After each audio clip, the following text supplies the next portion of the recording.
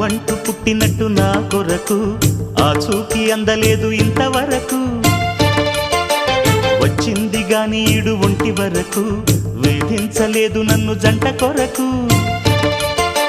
చూశాక ఒక్కసారి ఇంత వెలుగు నా వంక రాను అంది కంటి కునుకు.